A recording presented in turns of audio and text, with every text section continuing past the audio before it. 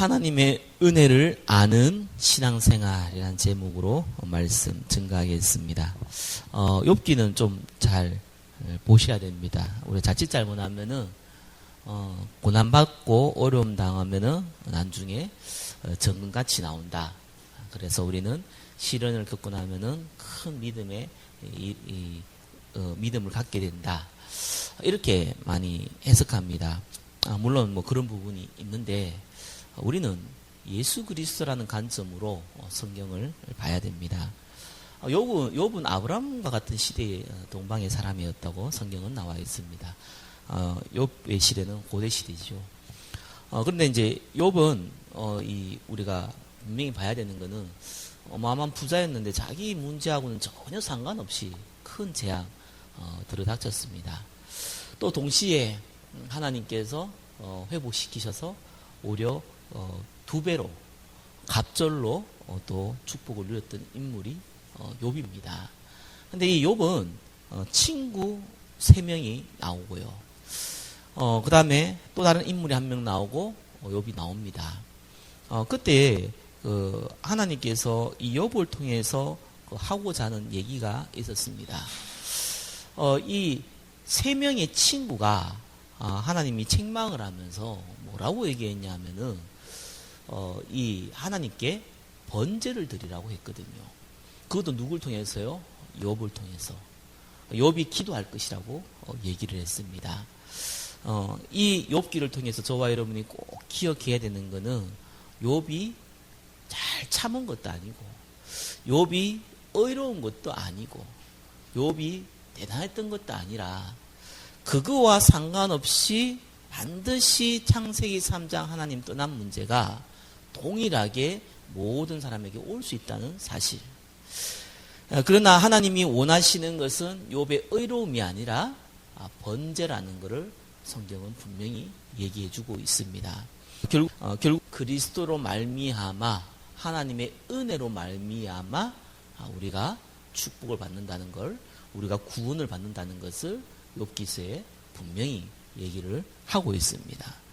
그래서 제목이 하나님의 은혜를 아는 신앙생활입니다. 욥은 하나님의 은혜라기보단 하나님 앞에서 정결한 신앙생활이었어요. 그리고 행위의 신앙생활이었거든요. 그거를 바꾸어 준 겁니다. 그 욥에게는, 욥 개인에게는 그 은혜가 임한 거고요. 우리에게는 메시아로 말미암아 하나님의 희생 제사로 말미암아 하나님이 우리에게 은혜를 주신다는 것을 우리는 기억하면서 오늘 말씀을 봐야 되겠습니다. 욥은 일단 부자입니다. 신앙생활도 얼마나 잘했는지 부자니까 잔치를 자주 하잖아요. 하면 그 다음 날에 우리 자녀가 혹시 범죄했을 수 있다.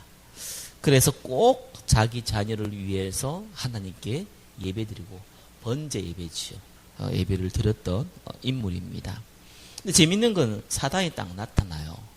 그것도 하나님이 있는 하나님의 거룩한 천사들과 모여있는 그곳에 사단이 딱 나타납니다. 그러면서 사단이 얘기를 해요.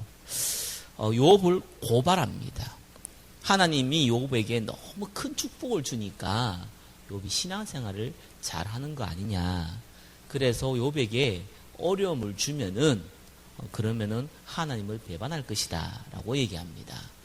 이제 여기 욥기 나오는 사단이 하나님께 욥을 고발하는 장면이거든요. 이제 구약시대에 때는 이게 가능한 겁니다. 신약시대 때는 이제 이게 불가능하지요.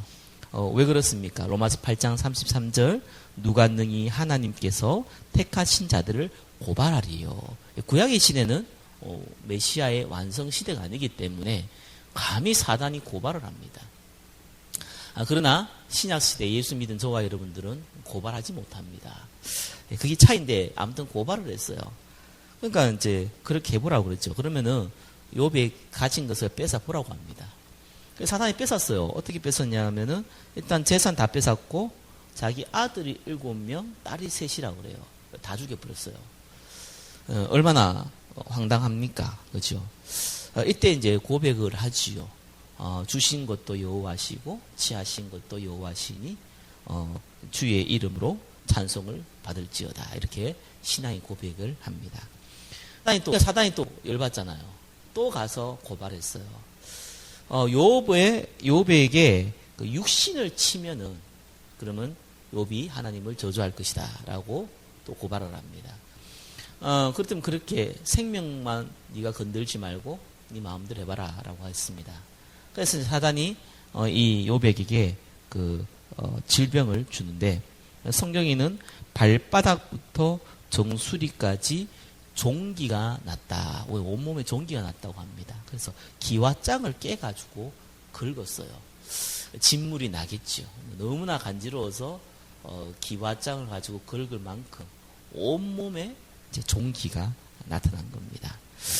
그랬더니 이제 자기 아내마저 이제 얘기를 하기를 하나님을 욕하고 죽으라고 저주하고 욥을 떠나버립니다. 욥이 이제 모든 걸 진짜 잃었죠. 건강까지 다 잃어버렸습니다. 자, 이때 세 명의 인물이 나옵니다. 엘리바스, 빌닷, 소발 이렇게 세 명의 친구가 딱 나타나요. 그러면서 이제 이 욥에게 말 그대로 이제 훈계를 하기 시작합니다. 첫 번째 인물이 엘리바스입니다. 엘리바스는 뭐라고 얘기하니까 네가 악했다. 그래서 네가 회개하지 않았다.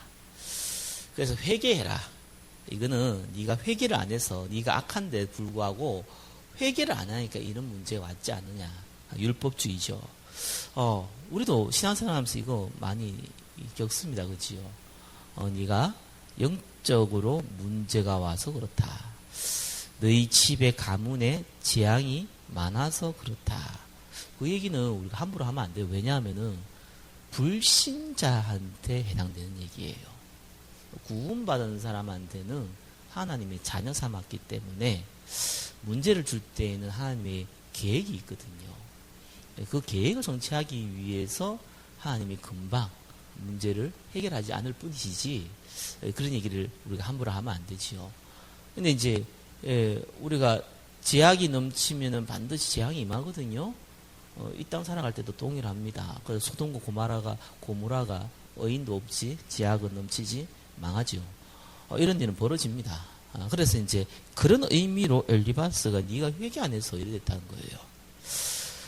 그러면서 두 번째 인물 빌닷이라는 인물이 나오는데 뭐라고 얘기하냐면은 니는 좀 어렵다는 거예요. 근데 고난을 받는 거 보니까 이제 조금 더 어려워지면은 해결된다는 거예요. 좀 더 어려라는 거예요. 좀 더 정결하게 살아라는 거예요. 그러면은 하나님께서 더 이제 회복시켜 주실 것이다. 이런 좋은 얘기를 하다가 갑자기 이상한 얘기를 해버렸어요. 아들 7명, 딸 3명인데 걔들이 자기 죄 때문에 죽었다 이렇게 얘기하는 거예요. 어떻게 보면 큰 실수를 한 거죠. 절대로 건드리지 말아야 될 것이 우리가 오늘날도 그렇고 옛날도 그렇고 이제 가까운 사람일수록 부모, 자녀 건들면 안 되거든요. 그것도 뭐라고 얘기했냐. 안 그래도 지금 자녀가 재앙을 맞아 죽은 것 같아서 너무 가슴 아픈데 죄 지어서 죽었다는 거예요. 근데 이제 이런 말을 하고 나니까 이 빌닷이 조금 당황을 했는지 갑자기 엉뚱한 말을 해요. 성경에 보니까.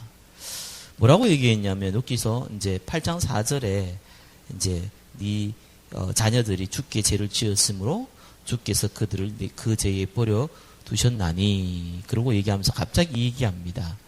네 시작은 미약하였으나 네 나중은 창대하리라. 이게 문맥상 너무 엉뚱한 이게 문맥이 안 맞아요. 그래서 이제 많은 분들이 해석을 하기를 저도 그렇게 인정이 되더라고요. 빌닷이 욥에게 본의 아니게 실수를 한 거예요.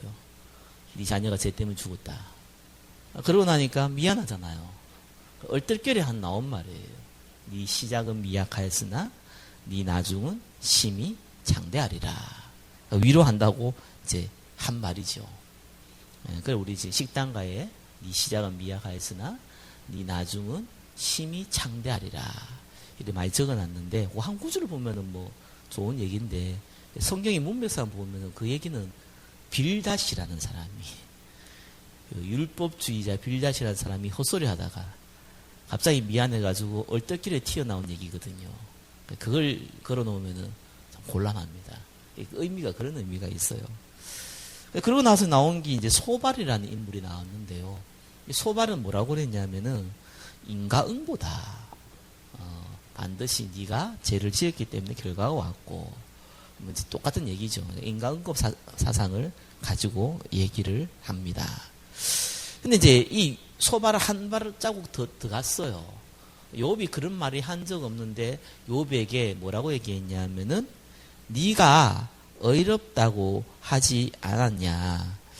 네가 주께서 보기에 너는 깨끗하다고 하지 않았냐. 그런 표현을 씁니다. 앞에 문맥을 보면은 욥은 그런 얘기를 한 적이 없거든요. 소발은 특징이 네가 그렇게 얘기했을 것이다. 전제를 두고 자기가 그 신념을 가지고 얘기를 해요. 그런 사람들 있죠. 뭐 어떤 일이 벌어지면 네가 그랬을 것이다라는 걸 전제를 하고 얘기를 하는 사람이 있습니다. 이렇게 이제 자기의 신념, 자기의 생각이 무조건 맞다고 생각하고 이제 얘기하시는 사람이지요.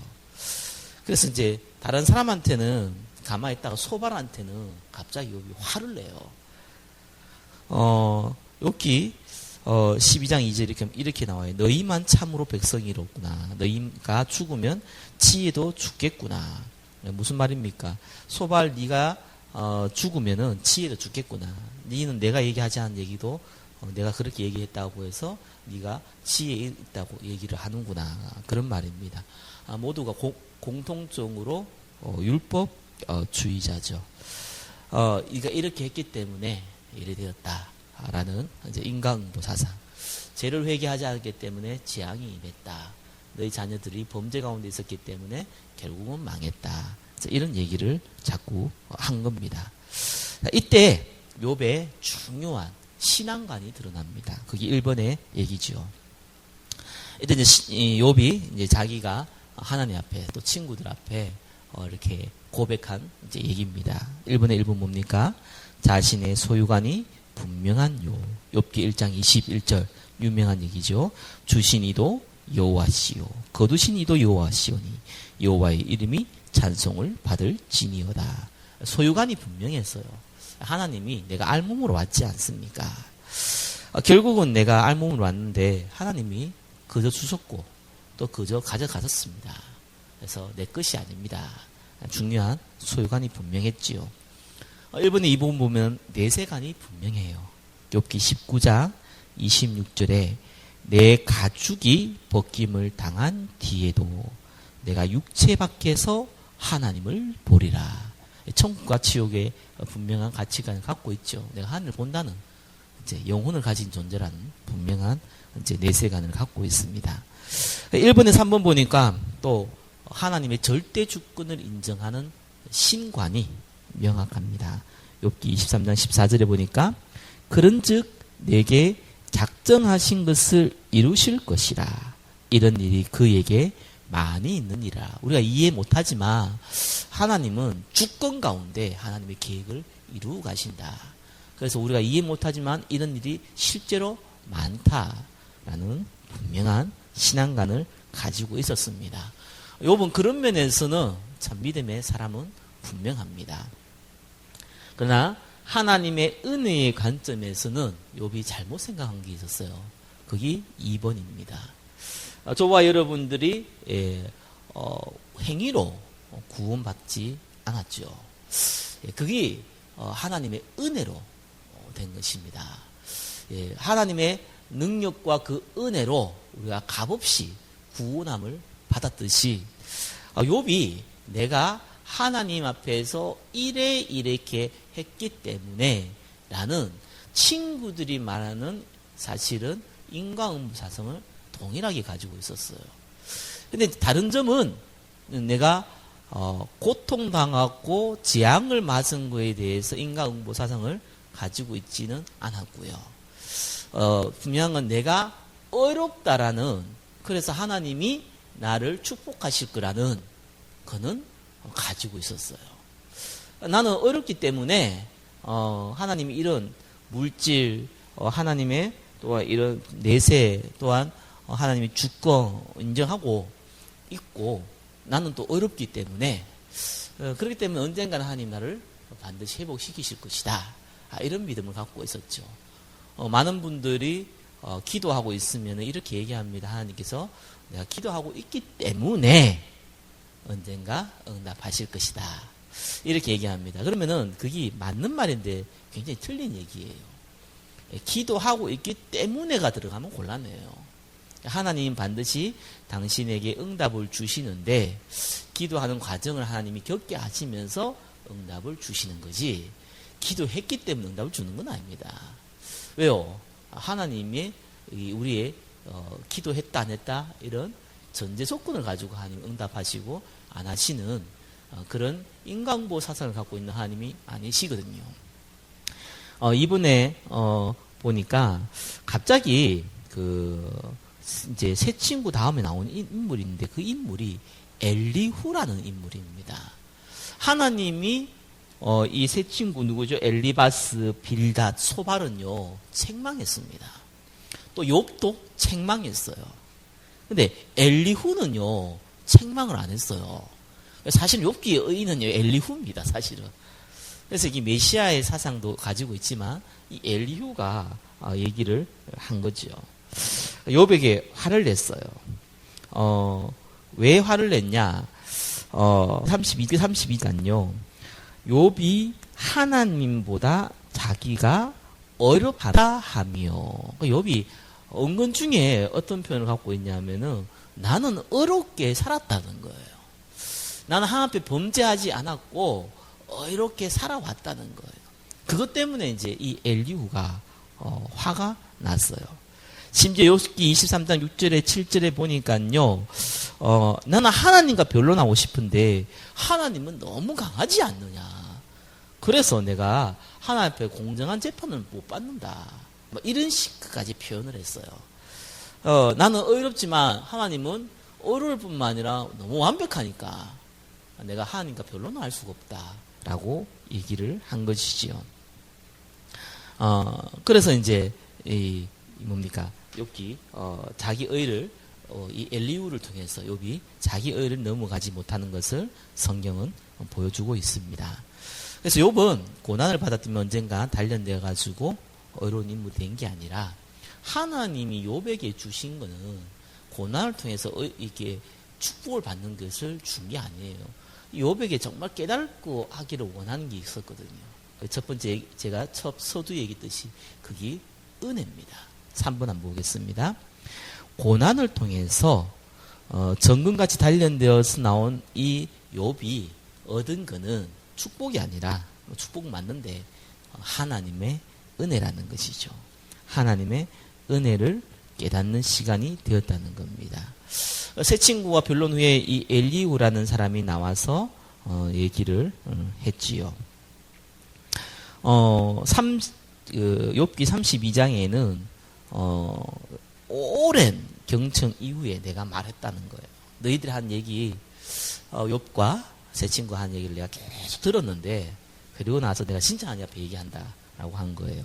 33장은 뭐냐 하면은 하나님은 침묵하는 분 아니라는 거예요. 또 34장은 하나님은 의로웠다라는 거예요. 근데 왜 악인은 형통하느냐 이래가지고 헷갈릴 수 있는데 하나님은 공의롭다는 거예요. 35장에는 하나님은 침묵할 때가 있는데 더 좋은 걸 주기 위해서 하나님은 침묵도 하신다는 거예요. 36장은 하나님은 선하시고 위대하다. 욥기 37장은 하나님의 주권 얘기가 나오는데 천둥, 번개, 눈보라, 폭풍 후 인생의 풍라 우리가 어떻게 할 수 있냐 하나님이 직접 다스린다는 것이죠. 그러면서 이제 하나님이 나타납니다. 그리고 욥에게 얘기를 해요. 하나님이 질문을 하시죠. 우주의 원리와 창조의 원리를 너희가 아느냐. 1장에 하나님이 천지를 창조하시자 이렇게 나오잖아요. 하나님이 어떻게 무슨 방법으로 창조했느냐 이 얘기가 없어요. 이유는 뭐냐? 말해도 못 알아들으니까요. 말해도 못 알아듣는 건 뭐 얘기해봤자 뭐합니까? 그래서 하나님은 우리가 이해할 수 있는 단어로 얘기를 했어요. 너희가 그걸 알겠냐는 거예요. 그러면서 그 40장, 41장에는 거대한 동물에 대한 얘기가 나와요. 거기 뭐가 나오냐 하면은 베헤모트라는 것과 리워야단이라는 그 동물 이름이 나오는데 그걸 내가 현대인의 성경이나 번역하는 거 보니까 그 베헤모트는 하마라고 해석을 했고 리워야단은 악어라고 해석을 했더라고요. 근데 이제 이거는 억지 해석이고요. 단어가 그 단어가 아니더라고요. 무슨 말이냐면 그 이제 그 베헤모 이거는 공룡이었다라고 얘기를 많이 해요. 왜냐면 공룡이 오늘 일단은 예수님 당시에는 없었잖아요. 그러니까 이제 이 단어를 쓸 수가 없죠. 이 구약 시대에 있었다는 거예요. 지금 아브라함 시대에는 공룡이 있었다는 걸 여기 다 나와요. 이렇게 해석하시는 분이 많더라고요. 리워야다는 우리가 흔히 알고 있는 용, 날개 달린 용. 그래서 우리 그냥 보면은 이제 화석들 보면은 용도 나오고 공룡도 나오는데 그런 거 있냐 이렇게 묻는 사람이 있는데 그거 있었다고 나와요. 성경에도 이렇게 나오거든요. 실제로 뭐 있었죠. 하나님께서 이제 시간이 지나면서 멸종시킬 건 다 멸종시키신 것 같아요. 아무튼 뭐 여담으로 얘기됩니다. 3분 1번 보시면은 자신의 무지와 하나님의 주권에 대한 참된 회개를 한 욥입니다. 욥이 42장 2절에서 6절을 보니까 오늘 읽었던 말씀 5절 내가 주께 대하여 귀로 듣기만 하였사오니 이제는 눈으로 주를 배움나이다. 그 앞에 얘기를 보면요. 나는 아무것도 모르는 존재입니다. 하나님 주권을 인정하지요. 그러면서 내가 이 경험을 해보니까 너무 큰 고통을 내가 당해보니까 분명한 거는 하나님이 정확하게 왜 이런 일을 벌였는지는 내가 잘 모르겠지만 근데 분명한 거는 하나님을 내가 눈으로 볼 만큼 생생하게 마음에 와닿는다는 얘기를 한 거예요. Not clear but vivid 이렇게 누가서 표현을 쓰더라고요. 우리가 신앙생활을 잘하면 잘할수록 명확하게 알지는 못하겠는데 분명한 거는 너무 명확하게 내 마음에 다가온다는 거예요. 우리가 성령의 체험 이걸 정확하게 설명 못하겠는데 그거에 대해서 너무나 분명하게 확신이 든다는 거예요. 그게 오늘 읽었던 본문 얘기지요. 내가 주께 대하여 귀로 듣기만 하였사오나 이제는 눈으로 주를 배움나이다. 이 표현입니다. 저와 여러분들이 신앙생활을 하면 할수록 에베소서 2장 8절 9절 마음에 와닿지요. 너희가 그 은혜로 의하여 믿음으로 말미암아 구원을 받았으니 이것이 너희에게서 난 것이요 하나님의 선물이라. 너희를 자랑하지 못하게 하기 위해서 이랬다고 성경은 나와 있습니다. 그게 우리가 은혜입니다. 예수 믿을 때 처음에는 내가 이랬고 이렇게 기도했고 저렇게 기도했고 내가 또 하나님께서 우리를 구원했지만 내가 믿었고 막 이런 얘기를 하는데 시간이 지나면 지날수록 모든 것이 바울이 얘기했던 것처럼 창세 전에 나를 택하시고 나를 부르시고 나를 어렵다 하시고 나를 또한 세계복음화에 쓰시고 모든 것이 하나님 주권 가운데 은혜 가운데 내가 이렇게 인도받았구나 라는 것이 보이는 것이 우리가 흔히 깨달았다고 얘기하는 겁니다. 그래서 욥이 그래서 회개를 한 것이죠. 하나님이 모든 주권 가운데 나를 이렇게 인도하셨구나 라는 그러나 내가 잘은 모르지만 하나님이 분명하게 나에게 명확하게 내 눈으로 보는 것만큼 하나님을 내가 체험케 하셨구나 라는 고백을 합니다. 그러면서 3번에 2번 참된 하나님의 은혜를 알게 된 욥입니다. 이제 오늘 정말 중요한 주제가 욥의 주제죠. 뭐라 그랬습니까? 하나님이요 새 친구를 책망했어요. 그래서 너희가 틀렸다는 거예요. 근데 욥도 책망했거든요. 하나님이. 그런데 뭐라고 했냐면은 42장 8절에 보니까 그런즉 너희는 수소 7과 순양 7을 가지고 내 종 욥에게 가서 너희를 위하여 번제를 드리라. 여기 이제 주제입니다. 하나님의 은혜로 구원받았듯이 저와 여러분들이 이 욥이 이제 하나님이 깨닫게 해준 게 이제 이 장면이죠. 너희가 의로워서 내가 축복한 것이 아니라는 거예요. 결국은 번제 하나님의 일방적인 희생으로 말미암아 저와 여러분이 은혜를 받았다는 겁니다. 또 재미있는 거는 책망을 받았음에도 불구하고 하나님이 욥을 사랑해 버렸어요. 택해 버렸죠. 그러면서 욥을 통해서 번제를 드리라고 합니다. 예, 그게 하나님의 일방적인 은혜예요. 저와 여러분들을 하나님이 쓰셔서 구원받을 자를 축복받게 만드세요. 예, 그게 하나님의 은혜거든요. 욥은 의롭다고 생각을 했습니다. 그러나 하나님은 그냥 욥을 사랑하고 택해 버렸어요. 우리는 예수님을 내가 믿었다고 생각하고 내가 기도했다고 생각하는데 그와 상관없이 하나님이 일방적으로 저와 여러분을 택해 버렸어요. 먼저 택해 버렸고 먼저 은혜를 줘버렸고 먼저 우리를 불러버렸어요. 그래서 은혜라는 건 뭡니까? 조건이 문제가 아니죠. 하나님 일방적으로 우리를 사랑해 버린 겁니다. 그걸 보고 은혜라 그럽니다. 누가복음 15장 우리 탕자의 원리를 보면 알지요. 탕자는 처음에 아버지 재산을 가지고 도망가서 엉망으로 살아서 이제는 내가 아버지의 종이 되겠다. 이래서 굶어 죽겠다 해서 갔는데 아버지가 멀리서 보고 아들인 걸 깨닫고 가서 입 맞추고 옷을 입히고 잔치를 열었다고 나오지요. 왜요? 탕자가 한 행위로 말미암아 아버지가 그 아이를 품은 게 아니라 내 아들이기 때문에 품었다는 이제 얘기입니다. 저와 여러분들을 미리 하나님이 자녀로 삼으셔서 일방적으로 우리에게 은혜를 주신 것입니다. 예, 그게 은혜의 원리입니다. 하나님 일방적으로 욥을 축복하신 것이죠. 그러면서 저와 여러분이 제일 중요한 것이 1번에도 3번 얘기입니다. 그때부터 욥의 인생이 바뀌어 버렸어요. 재밌는 거는요. 갑절의 축복을 누리며 은혜를 베푸는 인생이 됐다고 얘기 나왔는데 이런 얘기가 나와요. 뭐든지 2배를 줬는데요. 욥기 42장 10절과 15절에 보니까요. 특별히 자기 딸들 10절에는 이제 제사에 대한 얘기가 나오고요. 15절에 딸에 대한 얘기가 나옵니다. 원래 이 시대의 구약 시대, 특별히 지금 아브라함이 이 시대거든요. 특별히 고대 시대에는 반드시 자기의 재산을, 우리가 아브라함 잘 보면 아시잖아요. 자기 기업을 이을 자, 그죠? 여자한테 입지 않고요. 남자한테 이어요. 조금 더 심하게 그때는 여자는 그냥 물건처럼 취급받을 때가 많았어요. 그런 시대 때 15절에 보니까 모든 땅에서 욥의 딸들처럼 아리따운 여자가 없었더라. 이게 중요한 게 아니고 그 다음이 중요하죠. 그들의 아버지가 그들에게 그들의 오라비들처럼 기업을 주었더라. 이렇게 나와요. 자녀도 2배를 줬는데 딸들에게 기업을 줬다고 나옵니다.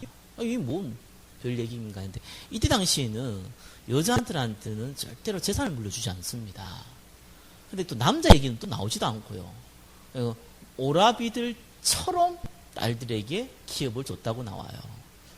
그때 당시에는 모든 사람들이 의아해하는 상황입니다. 딸들에게는 기업을 주지 않는데 기업을 줬어요. 무슨 말입니까? 당연히 딸들에게는 안 줘야 될 재산, 그렇죠? 그걸 줬다는 거는 이 욥이 반대된 인생을 살았어요. 베푸는 인생을 산 거예요. 많은 사람들이 듣고 욥이 자기 딸들에게도 재산을 주었다고 했어. 그런 일이 벌어졌대. 라고 소문나는 얘기입니다. 이 얘기는. 우리가 저게 옆에 있는 사람들에게 우리 재산을 나눠주는 거하고 똑같은 일이에요. 이게 모르는 사람들에게. 이게 이제 욥이 베푸는 인생이죠. 딸들에게도 기업을 줄 만큼 베푸는 인생이 되었다. 그런 의미를 갖고 있습니다. 말씀을 맺겠습니다. 욥은 고난을 받으면은 단련 담는다라는 게 주제가 아닙니다. 그거는 많은 분들이 윤리, 도덕, 인과응보 사상에서 나온 주제입니다. 그 부분이 전혀 없다고 얘기할 수는 없지만 욥을 쓴 이유, 그 내용은 맞지만 고난을 통해서 단련받는 내용은 맞지만 욥의 주제는 그거하고 상관이 없습니다. 욥의 주제는 하나님이 은혜로 우리가 부름을 받았고 구원받았다는 얘기입니다. 너희의 행위가 아니라는 거예요. 그거를 성경에서 주제로 삼고 얘기를 하고 있는 것입니다. 우리도 은혜를 받은 인생으로 또 많은 사람들에게 은혜를 베푸는 인생으로 인도받기를 예수 그리스도의 이름으로 축원합니다. 기도하겠습니다. 하나님 감사합니다. 우리에게 모든 문제와 사건은 하나님의 절대 주권 가운데 있음을 고백합니다. 우리의 상황과 우리의 여건과 우리의 노력과 우리의 행위와 전혀 상관없이 일방적으로 우리를 택하시고 부르시고 은혜서 주시고 구원시켜 주시고 또한 세계복음화에 쓰임받게 해주셔서 감사드립니다. 하나님 은혜를 받은 자요 은혜를 베푸는 자의 인생이 될 수 있도록 우리를 축복하여 주옵소서. 살아계신 예수 그리스도 이름으로 기도드립니다. 아멘.